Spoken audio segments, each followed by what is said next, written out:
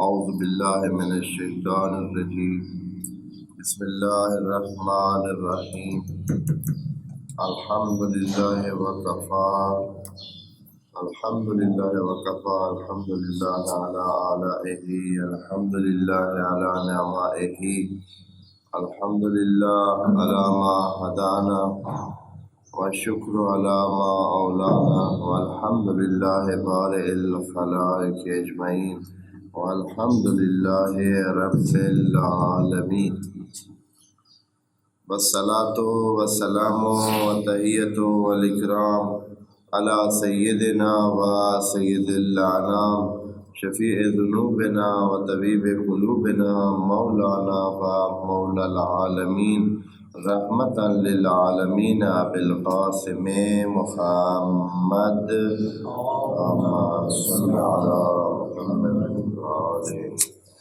وعلى أهل بيته الطيبين الطاهرين أما بعد فرب اشرح لي صدري ويسر لي أمري واحلل عقدة من لساني يفقهوا قولي وقل رب أدخلني مدخل صدق وأخرجني مخرج صدق واجعل لي من لدنك سلطانا نصيرا بسم الله وبالله وتوكلت على الله. قال الله تبارك وتعالى في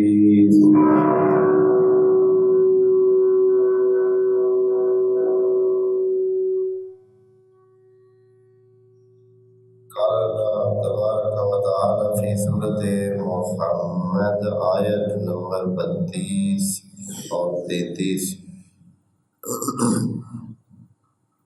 ان الذين كفروا وصدوا عن سبيل الله وشاقوا الرسول من بعد ما تبين لهم الهدى لن يضروا الله شيئا وسيحبط أعمالهم يا أيها الذين آمنوا أطيعوا الله وأطيعوا الرسول ولا تبطلوا أعمالكم إن الذين كفروا وصدوا عن سبيل الله ثم ماتوا وهم كفار فلن يغفر الله لهم فلا تحنوا وتدعوا إلى السلم وأنتم الأعلون والله معكم ولن يتركم أعمالكم صدق اللہ العلی العظیم.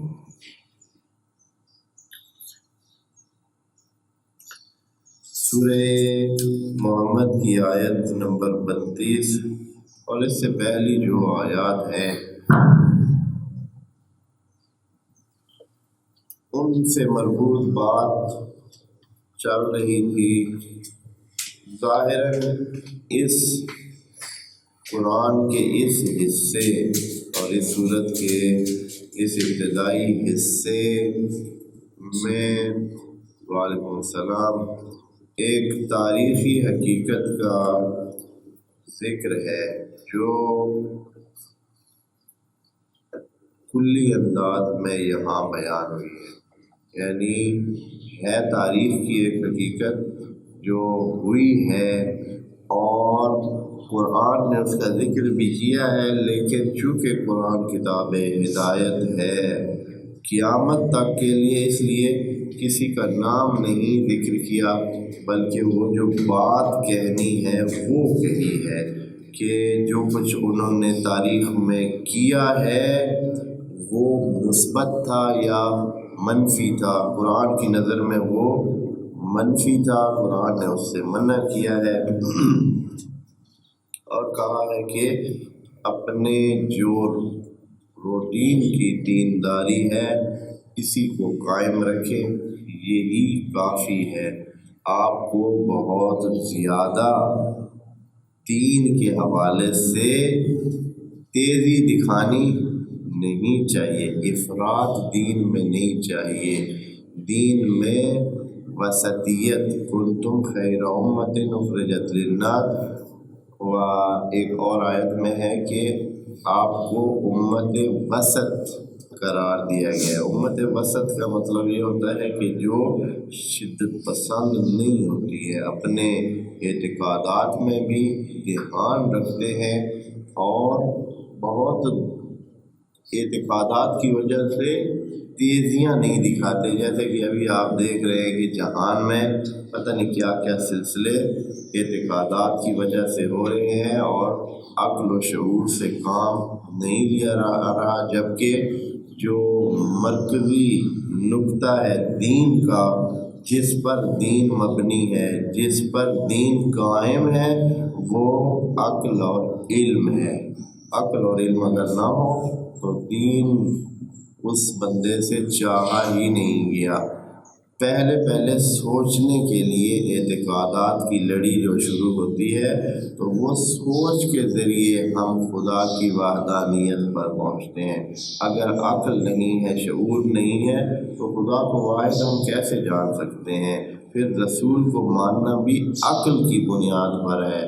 عقل کے ذریعے خدا کریم نے کہا ہے کہ یا نبیوں کو کہا ہے کہ یہ دلیلیں پیش کریں ان کو اور بتائیں کہ آپ خدا کے نمائندے ہیں، اور ان کو عقل کے ذریعے اکسایا ہے کہ بھئی اپنے عقلوں کی طرف رجوع کریں، دیکھیں کہ کوئی اور یہ کام کر سکتا ہے یا کوئی اور خدا کا نمائندہ ہو سکتا ہے جو یہ باتیں مثلا قرآن پیش کیا۔ حضرت نے کہا کہ چلے اگر آپ لوگ سمجھتے ہیں کہ میں غلط ہوں تو آپ بھی اس قسم کی 10-12 صورتیں لے آئے، آپ بھی اس قسم کی کچھ قرآن لے آئے، تو ان کے عقل کو بیس بنایا اپنی حقانیت کے لیے۔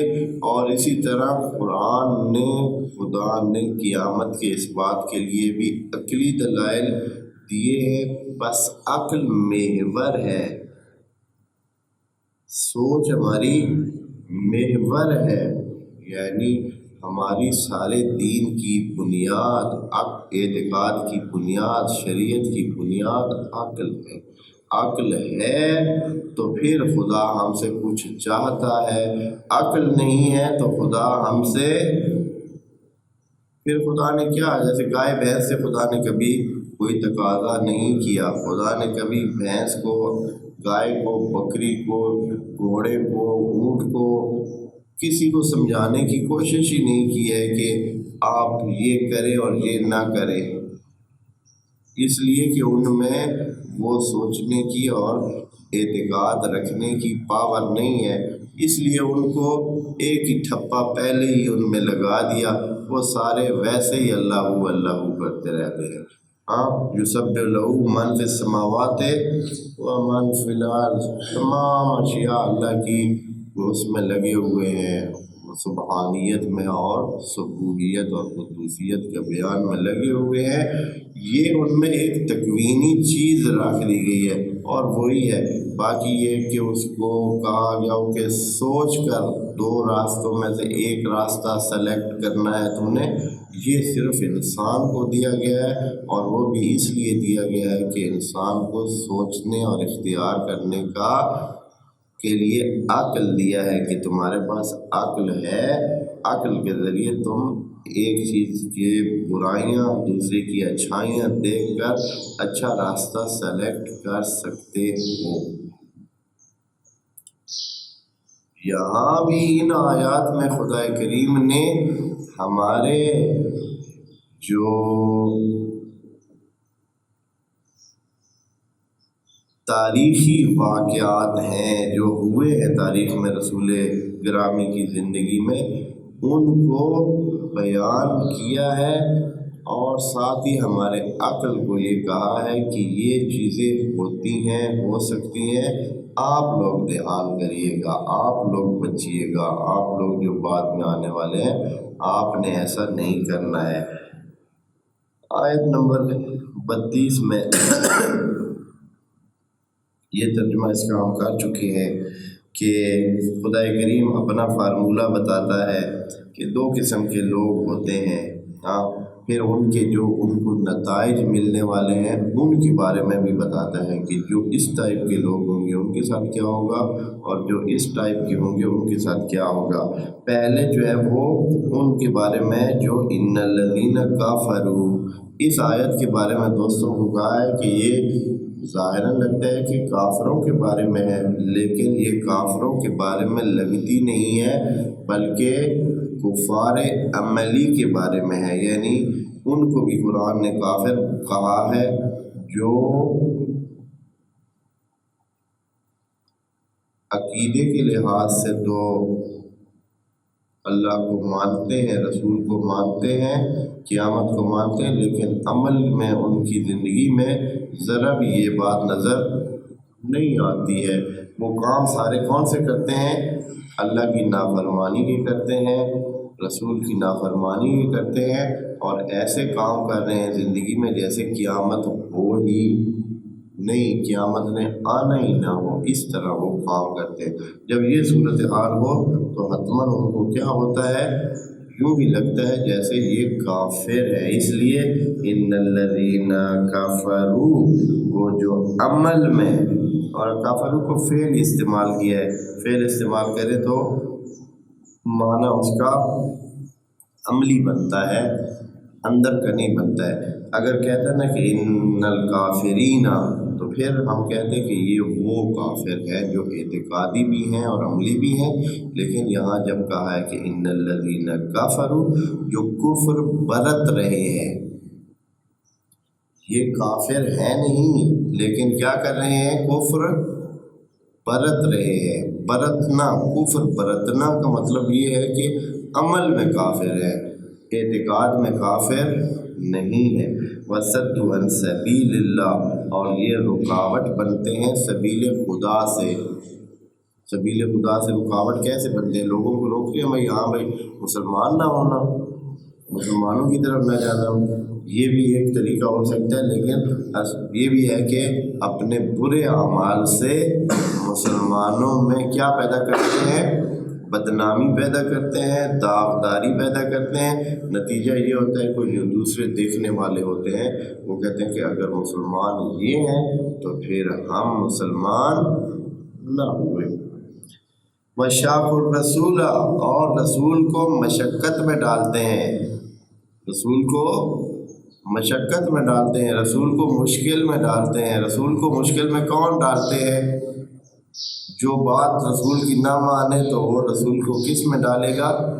مشکل میں ڈالے گا۔ اگر رسول کے جنگ پہ جائیں اور جنگ پہ نہ جائیں تو رسول کو مشقت میں ڈالنا ہوتا ہے۔ اگر رسول کہے کہ فلاں کو مانے اور نہ مانے تو رسول کو مشقت میں ڈالنے والی بات ہے، یعنی رسول کو اوکھا کرنا، مشکل میں ڈالنا، ان کو تنگ کرنا، ان کے جو فرامین ہیں ان کی نافرمانی کرنا، یہ مشقت میں ڈالنا ہے رسول کو۔ اور کب یہ کام کرنا؟ جاہلیت میں، کوئی پتہ نہیں چلا ہے، غلطی سے ہو گیا ہے، ہاں جی، کہ بھائی ہمیں صحیح سمجھ ہی نہیں آئی کہ رسول خدا کی بات بھی ماننی ہے نہیں ماننی ہے، یا ابھی تک ہمیں صحیح طور پر اسلام کو پتہ نہیں ہے۔ ایسے نہیں، بلکہ من بعد ما تبین لہم الہدی، ساری کہانی ان کے لیے کیا ہے؟ واضح ہو گئی ہے، دین کی ساری بات ان کو سمجھ آ چکی ہے، یعنی وہ اتنے قریبی ہیں اور کب سے جو ہے نا دین کے ساتھ جڑے ہوئے ہیں، رسول کے ساتھ جڑے ہوئے، کہ ان کو بات ساری بالکل کلیئر ہے کہ بھائی خدا کیا چاہتا ہے، رسول کیا چاہتا ہے، اور یہ جو طریقہ ہے دین کا یہ ہے کیا، سب بالکل کلیئر ہے۔ تو اے اللہ، اس سے تو اسلام کو نقصان ہوگا، یہ جو اندر رہتے ہوئے لوگ اس طرح کریں تو یہ تو نقصان پہنچائیں گے دین کو۔ جیسے کہ ابھی بھی ہمارے کتنے لوگ ہیں وہ دین کے حوالے سے مرتے رہتے ہیں، بھائی دین گیا، دین گیا، دین کا نقصان ہو جائے گا۔ بھائی حالانکہ دین کا کیا نقصان ہونا ہے؟ کچھ نہیں ہونا ہے، دین کا کچھ نہیں ہوتا ہے، ہوتا ہے لوگ نقصان لوگوں کا ہوتا ہے، دین کا نہیں ہوتا ہے۔ لیکن بعض خام خواہ ٹھیکیدار بنے ہوئے ہیں اور لوگوں کو مار پیٹ رہے ہیں اور قتل کر رہے ہیں، ذبح کرتے ہیں، اور پتہ نہیں کیا کیا یہ جو پچھلے سالوں میں کہانیاں چلتی رہی ہیں، کس نام پر کہ بھائی دین کہیں خدا نخواستہ روڑ رہا ہے اور جا رہا ہے اور ہم نے دین کو بچانا ہے۔ ایسا کچھ نہیں ہوتا ہے۔ خدا کریم فرماتا ہے لن یضر اللہ شیئا، اللہ کو کچھ بھی نقصان ہونے والا نہیں۔ اگر سارے معاہدے مسلمان کافر ہو جائے تو کیا ہوگا؟ مثلا خدا کی خدائی میں کتنا فرق پڑ جائے گا؟ کچھ بھی نہیں۔ اگر سارے جو جہان ہے پورے کا پورا مسلمان ہو جائے، مومن ہو جائے، سجدے میں گر جائیں تو پھر خدا کی خدائی میں کتنا بڑھاوا آ جائے گا؟ کافی کبھی نہیں آئے گا۔ بس یہاں جو ہے یہ ایسے ہی ہے جیسے کہ ایک استاد ہے، مثال کے طور پر اسکول میں ایک استاد ہے، وہ اگر پڑھاتا ہے، بچے جو پڑھ جائیں تو استاد کو کیا فائدہ ہوگا؟ اس کی تنخواہ بڑھ جائے گی؟ نہیں بھائی، اس کی تنخواہ گورنمنٹ جتنی پہلے دیتی ہے اتنی ہی اب بھی دے گی، اور اگر سارے ہی نہ پڑھیں تو پھر بھی اس کی ہوئی حالت رہتی ہے، اور کوئی خاص فرق نہیں پڑنا ہے۔ یا دوسرے جو خود سکول کی بلڈنگ اور ان ادارے کا جو نظام ہے اس کو کیا فرق پڑنا ہے؟ ہم اس نے اسی طرح اگر بورڈ میں سارے بچے فیل ہو جائیں، فیسیں دے کر امتحانات دے کر سارے فیل ہو، کیا ہونا ہے؟ بورڈ نے کدھر چلے جانا ہے؟ کہیں بھی نہیں جانا، بورڈ کو کوئی فرق نہیں پڑنا ہے۔ سارے فیل ہو جائیں، سارے پاس ہو جائیں تو پھر بورڈ کو کیا فائدہ ہوگا؟ پھر بھی کوئی خاص فائدہ اس طرح نظر نہیں آتا۔ ہاں وہ یہ ہے کہ اچھے نام پیدا ہوگا، کہ مثلا کوئی خوش نام ہو جائے گا کہ بھائی یہ اچھا بورڈ ہے، اس کے اسٹوڈنٹ جو ہے پاس ہوئے ہیں، یا اس طرح کی ممکن ہے کہ بات آئے، یا اسکول کے بارے میں اچھی شہرت ہو جائے۔ خدا کریم کو اس قسم کی کسی شہرت کی ضرورت نہیں، اور شہرت وہ کرے گا کن کو؟ ہاں کوئی اس کا شریک ہوتا، کوئی اس کا مقابل ہوتا، کوئی کسی کا شہرت یا آدمی کو بڑائی وہاں چاہیے ہوتی ہے جہاں کوئی شریک داری ہوتی ہے، جہاں کچھ آدمی کی بڑائی کا فائدہ ہوتا ہے، کچھ آدمی کو لطف آتا ہے کہ چلے پتہ چلے گا شریکوں کو کہ بھائی ان کے پاس وہ کچھ نہیں ہے جو ہمارے پاس ہے، تو پھر آدمی کو بھی اچھا لگتا ہے۔ لیکن اللہ کا کیا ہے؟ اکیلا ہے، تنہا ہے، واحد ہے، نہ کوئی مقابلے کی گنجائش ہے، نہ ہی کسی کے سامنے بڑائی کی یا چھوٹائی کی کوئی گنجائش ہے۔ سب کچھ اسی کا ہے، وہی مالک ہے، تنہا ہے، اور اس کو کسی قسم کی کوئی ضرورت نہیں ہے۔ اللہ الصمد لم یلد ولم یولد ولم یکن لہ کفوا احد۔ یہ خدا کریم ان کو کہتا ہے وَسَيُحْبِطُ أَعْمَالَهُمْ، ان کے اعمال بھی ہم کیا کر دیں گے؟ حبط کر دیں گے، ختم کر دیں گے۔ کرنے کا جو طریقہ ہے اے اللہ پھر ہم کریں کیا؟ ہمیں کیا کرنا چاہیے؟ تو آیت نمبر 33 میں فرماتے ہیں یا ایھا الذین آمنوا، آپ جو ایمان لائے ہیں، یعنی کچھ نہ کچھ چلے ہوئے ہیں اس کے ساتھ، رسول خدا کے ساتھ چل رہے ہیں، نبی کے ساتھ چل رہے ہیں، آقام نبی مان رہے ہیں، خدا کو بھی مانا ہوا ہے، نبی کو بھی مانا ہوا ہے، قیامت کو بھی مانا ہوا ہے، اور نبی کے ساتھ چل رہے ہیں، تو کیا کریں اللہ ہم تاکہ کامیاب ہو جائے؟ فرماتا ہے اطیعوا اللہ و اطیعوا الرسول، اسی طرح خدا کی اطاعت کرتے رہے، رسول کی اطاعت کرتے رہے، آخر تک کرتے رہے۔ ولا تبطلوا اعمالکم، اور اپنی بدکاری سے یا اپنے بدعمالی سے یا بدنیتی سے اپنے پرانے پیچھے کیے ہوئے اچھے اعمال ضائع نہ کریں، کیونکہ پچھلی آیت میں کہا تھا کہ اعمال سارے کیا ہو جاتے ہیں؟ ضائع ہو جاتے ہیں۔ جب آدمی ایک دفعہ نافرمانی کرے تو پچھلے اعمال سارے کیا ہو جاتے ہیں؟ مثلا آپ اگر کوئی بیٹا ہے، والد کی بات، والدین کی بات بہت احترام سے مانتا آ رہا ہے، ہاں ایک دفعہ انہوں نے کوئی مناسب سی بات کی لیکن اس نے کہا کہ میں نے نہیں کرنا، میں نے آپ کی بات نہیں ماننی ہے، پھر کیا ہوگا دوستو؟ والدین کی نظر میں اس کی سارے پچھلے اعمال کدھر چلے جائیں گے؟ ختم شود ہو جائیں گے۔ جیسے ہمارے نظر میں ہم کیا کریں گے؟ اگر مثلا بندہ جو ہے وہ اس پہ آ جائے. ایک دوست ہو ہمارے ساتھ بہت اچھا فرما بردار ہو، ساتھ چلتا ہو، اب ایک دفعہ آ کر اس نے کیا کر دیا، خرابی کر دی.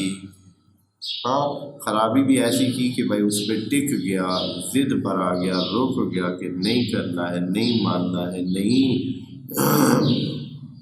ساتھ دینا ہے. ہاں، جب کہ تھی بھی بات معقول، کوئی ایسی غلط بات بھی نہیں تھی، تو نہیں ماننے گے تو ہوگا کیا کہ پچھلے سارے جو اس نے کام اچھے کیے تھے وہ کدھر چلے جائیں گے، ہماری نظر میں ختم ہو جائیں گے. یہ تو بالکل نیچرل ہے، ایسے ہی ہوتا ہے. اس کی ساری جو کارکردگی ہے وہ ختم ہو جاتی ہے، مگر یہ کہ کیا ہو، وہ توبہ کر لے یا واپس آ جائے یا اپنے کیے ہوئے کی وضاحت کرے. ہاں، اگر دوست آتا ہے کہ میں اس لیے نہیں کر رہا ہوں، میں آپ کی بات اس لیے نہیں صحیح وضاحت دے، صحیح سمجھ والی وضاحت دے تو اور بات ہے. لیکن یہ ان کی بات ہے جن کے لیے کوئی وضاحت موجود نہیں ہے، تو ان کے اعمال کیا ہو جاتے ہیں، باطل ہو جاتے ہیں. جیسے ہماری نظر میں باطل ہو جاتے ہیں، اللہ کی نظر میں بھی باطل ہو جاتے ہیں. اس لیے خدا کریم نے وارننگ کے طور پر اگلی آیت میں کہا ہے کہ وہ جو کافر ہوئے، آپ نے کیا سمجھا ہے کہ یہ جو کافر ہوئے جن کے بارے میں ہم نے کہا کہ ان کے اعمال ضائع ہو جائیں گے اور وہ نقصان میں رہیں گے، تو آگے کیا ہوگا، اے اللہ اس کے بعد کیا ہوگا؟ تو فرماتا ہے کہ اگر اسی طرح جاری رہا اور اسی طرح وہ اسی کفر پر مر گئے تو پھر کیا ہوگا، اللہ نے ان کی کمزوریوں کو دور نہیں کرنا. ان الذین کفروا، وہ جو انکاری ہے، وہ جو کافر ہیں، وصدوا عن سبیل اللہ، اور اللہ کے راستے سے ہٹے ہوئے ہیں، ثم ماتوا، یہ اگر اسی حالت پہ مر جائیں، توبہ کیے بغیر مر جائیں، پھر کیا ہوگا، ثم ماتوا وہم کفار، جبکہ ابھی تک وہ کیا ہیں اسی طرح اپنے ڈگر پہ باقی ہیں، یعنی توبہ انہوں نے نہیں کی، واپس نہیں آئے. فلن یغفر اللہ لہم، اللہ نے ان کی غفران کی کوئی اہتمام نہیں کرنا، اللہ نے ان کو معاف نہیں کرنا. یہ جو فلن یغفر اللہ لہم ہے، پہلے بھی عرض کر چکے ہیں، غفران کا معنی صرف گناہوں کی بخشش نہیں ہے، گناہوں کا بخشش ایک غفران کا حصہ ہے. غفران کا مطلب ہے کہ انسان کی کمزوریوں کو دور کرنا. جب ہم اس دنیا سے چلیں گے تو ابھی ہمیں گناہوں کی بخشش کے علاوہ ہمیں غفران کی بہت زیادہ ضرورت ہے. یعنی حتیٰ اگر ہم جنت میں چلے جائیں تو جنت کو انجوائے کرنے کے لیے بھی غفران کی ضرورت ہے. غفران کا مطلب ہے کہ ہماری کمزوریاں جو ہیں وہ خدا دور کرے، تاکہ ہم صحیح طور پر جنت میں جا کر وہاں سے کیا کر سکیں، استفادہ کر سکیں اور صحیح طریقے سے زندگی گزار سکیں. جس کو پتہ ہی نہیں ہے، جس کو معلومات ہی نہیں ہے، جس کو ہدایت ہی نہیں ہے، زندگی کے شعور ہی نہیں ہے. ابھی آپ جانتے ہیں کتنے نیک لوگ ہیں جن کو زندگی کا شعور نہیں ہے. بندہ بہت نیک ہے، کھانے کا ڈھب ابھی بھی آتا نہیں ہے، بیٹھنے کا ڈھب ابھی بھی آتا نہیں ہے، بات کرنے کا انداز ابھی بھی پتہ نہیں ہے، 20 اور بھی کمزوریاں ہو سکتی ہیں. بندہ نیک ہے، جنت میں چلا گیا ہے، وہاں بھی وہی حال ہے جی، وہی حالت، وہی شعور، وہی وہاں بھی. جیسے ابھی ادھر سے کئی لوگ حج پہ جاتے ہیں، اور اللہ کے بندے بھائی ابھی آپ اتنے پانی کے ساتھ طہارت کرنا سیکھ جائیں ہیں جی. یہ ابھی تک کے قصے ہیں کہ حج پہ جاتے ہیں، وہاں پھر بھی وٹے ڈھونڈ رہے ہوتے ہیں کہ بھائی طہارت کرنی ہے تو کوئی ہم گئے ادھر حاجی کیمپ میں، آج سے کچھ سال پہلے کی بات ہے، تو وہاں کے واش روم خراب، ٹھیک ہی نہیں ہے. بھائی اللہ کے بندے، یہاں تو ہزاروں انسانوں نے آنا ہوتا ہے، یہاں اپنے واش روم خراب کہتے ہیں کہ کریں تو کریں کیا. جب بھی ان کو ٹھیک کرواتے ہیں کچھ دنوں کے وٹوں کے ساتھ سارا واش روم بھرا ہوا ہوتا ہے. ہاں، وہ جن کو لے کے آتے ہیں پورے پاکستان سے حج کی ٹریننگ کے لیے حاجی کیمپ میں پہلے کچھ دن رکھتے تھے، پہلے اب پتہ نہیں کیا صورتحال ہے، تو وہاں یہ صورتحال بنتی تھی۔ ادھر ان عرب ممالک میں بھی اتنا خرابی ہوئی ہے، ان ہمارے قسم کے لوگوں نے اتنی خرابیاں اس حوالے سے کی ہیں کہ خدا کی پناہ ہے، اور انہوں نے بھی بہت ہی ان کے لیے سزائیں رکھی ہیں کہ جو ایسے کرے گا وہ یہ ہوگا وہ ہوگا، تو اس طرح کے حالات ہیں۔ اب یہ بندہ نیک بندہ ہے، بندہ برا نہیں ہے، بندہ مخلص ہے، خدا کے راستے پہ چلنے والا ہے خدا کے لیے، لیکن یہ ہے کہ شعور کی حد یہی ہے۔ اب اس بندے کو غفران کی ضرورت ہے، اس بندے کو توجیہ کی ضرورت ہے، اس کو شعور، اس کا ناکافی شعور بڑھانے کی ضرورت ہے۔ یہاں اس کو استغفار کی ضرورت ہے، اور استغفار میں نے پہلے بھی عرض کیا ہے کہ استغفار کا معنی گناہوں کی معافی نہیں ہے، صرف یہ ایک چیز ہے۔ گناہ کرنا انسان میں ایک نقص ہے، ہزاروں نقصوں سے بھرے ہوئے ہیں ہم۔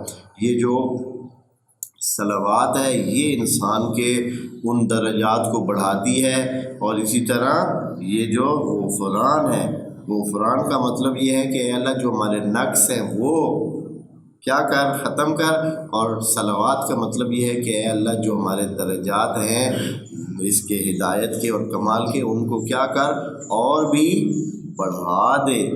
ہاں جی، تو یہ دونوں چیزیں جو ہے نا کہی گئی ہیں، جیسے کہ صلوات نبی کے لیے کہی گئی ہے، نبی کی آل کے لیے کہی گئی ہے، یہ صلوات خدا نے ملائکہ کی طرف سے خود مومنین کے لیے بھی بھیجی ہے، وعلیہم صلوات من ربہم، مومنوں کے لیے بھی کہا گیا ہے کہ اللہ کی طرف سے مومنوں پر بھی کیا ہوتی ہے، صلوات ہوتی ہے۔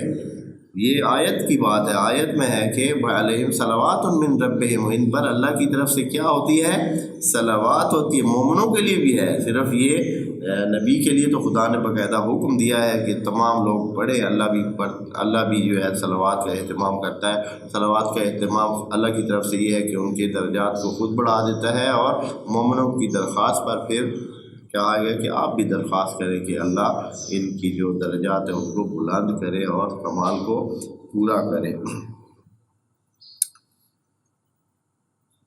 پس یہ جو آخری جملہ ہے فَلَن يَغْفِرَ اللَّهُ لَهُمْ، ان کو اپنے اسی حال پہ چھوڑ دے گا، یہ جو اسی حال میں مریں گے خدا ان کے گناہ بھی معاف نہیں کرے گا، اور ان کی کمزوریوں کو بھی دور نہیں کرے گا، کمزوریاں ان کی اسی طرح رہ جائیں گی۔ اور یہ من کان فیہا اعمی فہو فی الآخرۃ اعمی، جو ادھر سے اندھا جائے گا ادھر بھی کیا ہوگا، اندھا ہوگا، جو ادھر سے اندھا جائے گا ادھر بھی اندھا ہوگا۔ اس کا مطلب یہ ہے کہ جو جتنا ادھر سے اندھا جائے گا اتنا ہی ادھر کیا رہ جائے گا، اندھا رہ جائے گا۔ یہ اندھا رہنے والی بات کیا ہے، یعنی جس کی یہ آنکھیں بھائی نہیں ہیں، ادھر خدا نہ خاصہ خدا نے اس دنیا میں کسی کو آنکھیں نہیں دی ہیں، وہ اگلے جان میں بھی بغیر آنکھوں کے اس کو بھائی جلائے گا، یہ مراد نہیں ہے۔ یعنی جو یہاں اندھا بنا ہوا ہے، جس کو حقائق نظر نہیں آ رہے ہیں، جس کو خدا نظر نہیں آ رہا ہے، جس کو رسول نظر نہیں آ رہا ہے، جس کو خدا کے فرامین نظر نہیں آ رہے ہیں، وہ آخرت میں بھی اسی طرح بے ہدایتہ رہے گا، اسی طرح لا علم رہے گا، اسی طرح جاہل رہے گا، اسی طرح ہی تمام خرابیاں وہ کرتا رہے گا۔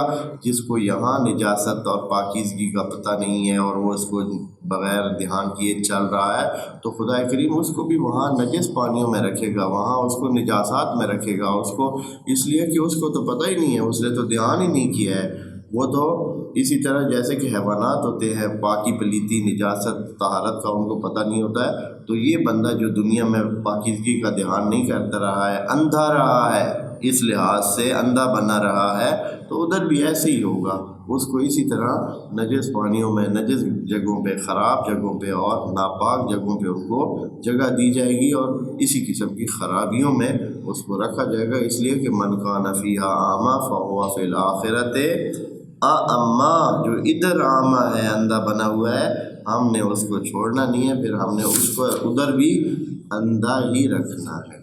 کیونکہ وہ جب ادھر دھیان نہیں کرتا ہے تو اب وہ کہتا ہے کہ جب بھی آپ کسی اتنے بندے ہوئے ہیں کہ آپ نماز پڑھ لے، عادت ہے نہیں، ہاں کچھ بھی نہیں، ابھی نہا دھو کر بھی آیا ہے، کپڑے نئے پہن کر آیا ہے، پھر بھی آپ کہے گا کہ میرے کپڑے جو ہے نا وہ کیا ہے، نجس ہے، خراب ہے، ٹھیک نہیں ہے، اس لیے نماز نہیں پڑھتا ہوں۔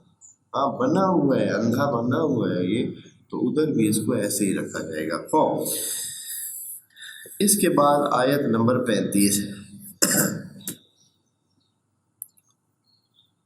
اے اللہ ہم تیرے بندے ہیں، رسول کو مانا ہوا ہے، کوشش کرتے ہیں کہ صحیح راستے پہ ہی رہے، وہ جو آپ نے کہا ہے کہ اطیع اللہ و اطیع الرسول کو ہی ہم اپناتے ہیں، پھر اب کریں کیا، کیسے حالات رکھیں، کس طرح ہو، دشمن زیادہ ہے، جہان میں بہت سارے لوگ ہیں جو ہمارے اس عقیدے کے بھی مخالف ہیں، تو ہمیں کیا طریقہ کار رکھنا چاہیے۔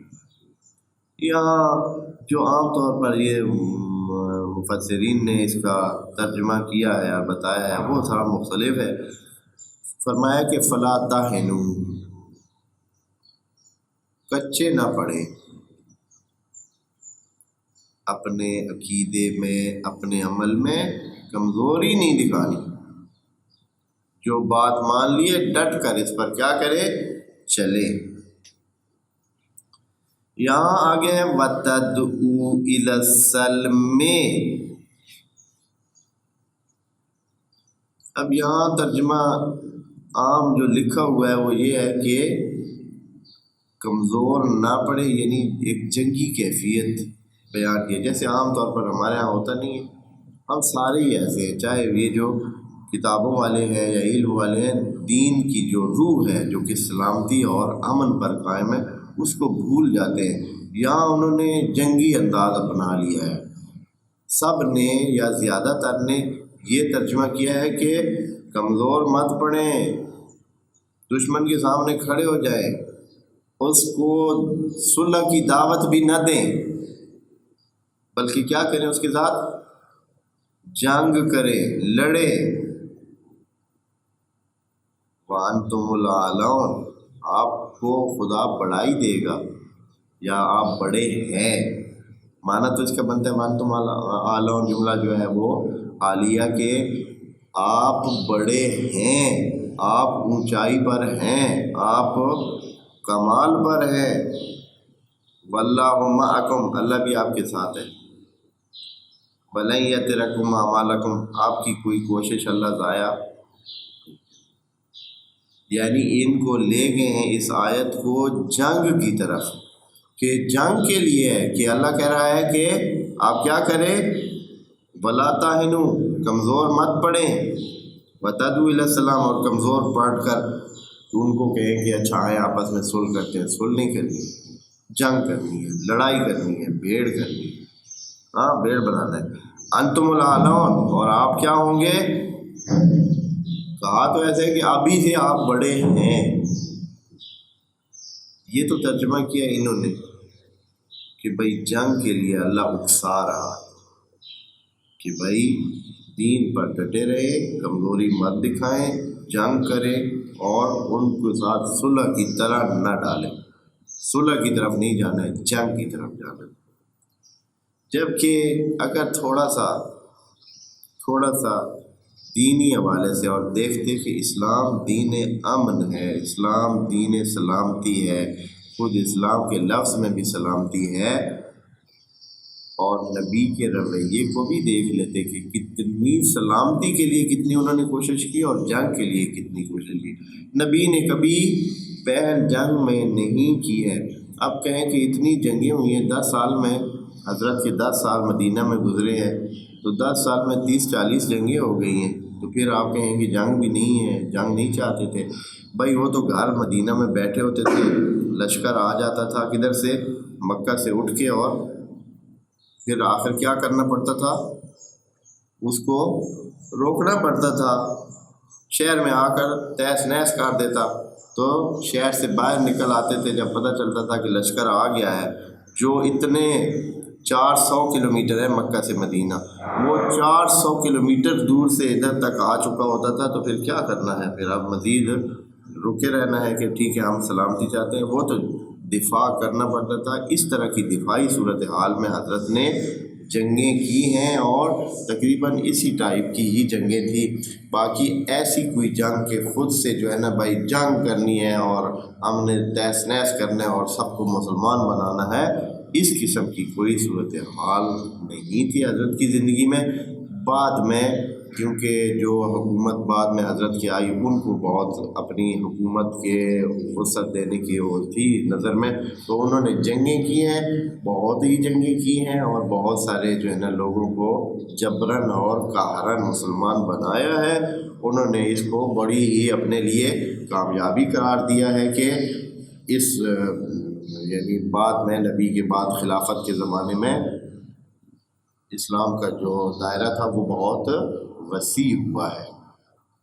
اس کے نتیجے میں پورے جہان میں اسلام جو کہ عقل اور شعور اور سوچ کا دین تھا، اس کو تلوار اور خون کا دین بنا دیا گیا ہے، اور اس طرح قرار دیا گیا ہے کہ یہ جنگ کے ذریعے سب کو انہوں نے مسلمان بنایا ہے۔ اور نبی کی جو محنتیں تھیں جو کہ مظلومیت اور اچھائی اور کردار کی بنیاد پر لوگوں کو مسلمانی کی طرف لے آنے والی تھی، وہ ساری کیا کر دی؟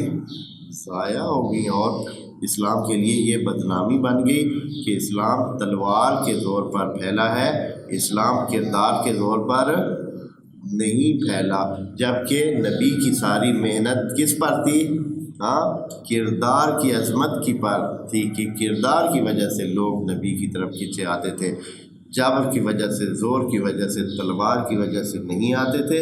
بہرحال اسی کا شاخسانہ ہے وہ جو تاریخ لکھی گئی، تو اس میں جنگوں کو بہت اہمیت دی گئی، جنگوں کو بہت مہم قرار دیا گیا۔ نتیجہ یہ ہے کہ ترجمہ کرتے وقت بھی جنگوں کی طرف چلے گئے، لیکن میں آپ کو وہ ترجمہ بتاتا ہوں جو میں نے سمجھا ہے، اور میں اس آیت سے لیتا ہوں۔ فرماتے ہیں کہ فلا تاہنوا، آپ ڈٹ کر رہے، کس پر ڈٹ کریں؟ پیچھے بات دین پر ہو رہی ہے کہ دین کے کاموں میں اور دین پر ڈٹ کر رہے، دین کے ساتھ چپکے رہے، دین نے جو اطیع اللہ و اطیع الرسول کہا ہے اسی پر جم کر ٹکے رہے۔ وَتَدْعُو إِلَى السِّلْمِ، اور سب کو سلامتی کی کیا دیں؟ دعوت دیں۔ سب کو سلامتی کی کیا دیں؟ دعوت دیں، نہ یہ کہ وہ الٹا معنی جو آپ کہہ رہے کہ کمزور مت پڑے اور کمزور پڑھ کر جو ہے دوسروں کو دعوت دیتے رہیں صلح کی دعوت نہیں دینی، یہ انہوں نے ترجمہ کیا۔ لیکن میں تو یہ کہتا ہوں کہ فلا تہنوا، ڈٹ کر اسلام کے ساتھ رہیں، وَتَدْعُو إِلَى السِّلْمِ، اور دعوت دیں لوگوں کو صلح کی طرف۔ وہ اس کو لائے عاطفہ لگا کر لا پر عطف کرتے ہیں، ہم لا پر عطف نہیں کرتے ہیں، کس پر؟ نیا جملہ قرار دیتے ہیں، واو استئنافیہ بنا کر نیا جملہ بناتے ہیں۔ وَتَدْعُو إِلَى السَّلْمِ، آپ سلامتی کی طرف لے آئیں، صلح کی طرف لے آئیں۔ وَأَنْتُمُ الْأَعْلَوْنَ، آپ کی ہی بڑائی ہوگی، یا ابھی آپ ہی بڑھے، اور بلکہ یہ کہا کہ جب آپ کی قوت حاصل ہے، اب آپ بڑے ہو گئے ہیں، تو تدعو الی السلم، صلح کی طرف دعوت ہے۔